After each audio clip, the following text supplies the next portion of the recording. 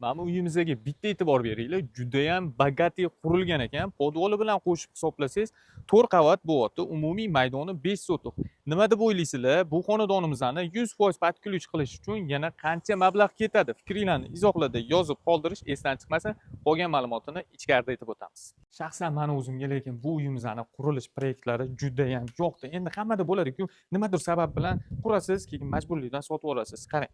Bu uyimizni hovli qismi bo'ladi. Pastki tomonimizda bir qavatli binosi bor. Bu binoyimizni o'zida xo'p, ikkita yotoqxona va bitta katta mehmonxona, bundan tashqari yana oshxona qilingan. Bu bir qavatli binoyimizni tagida ham o'zini podvoli bor. Podvoliga uyimizni ichidan tushsanglar bo'ladi. Yashash uchun qurilganini shu devordan ko'rib bilib olsangiz ham bo'ladi. Ko'p uylarda yarimta yoki bitta g'ishtdan bo'lib qo'yishadi xonalarni. Xo'p, xonadonimizni umumiy xonalarning soni 12 ta. Bu bitmagan binoyimizning o'zida 9 ta xona bo'lyapti. Umumiy maydoni 5 sotuq. Bu uyimiz Qizg'aldoq Yangi Uzumzor ko'chasida joylashgan. Shundoq Kelesmosidan 500 metr o'tganinglarda katta yo'lga 150 metr masofada bo'ladi. Narxini $320,000 so'rashyapti. Yana kelib savdolashsangiz, kelishtirib beramiz deb aytishdi. Lokatsiya Telegram kanalimizda fikringlarni izohlarda kutib qolamiz.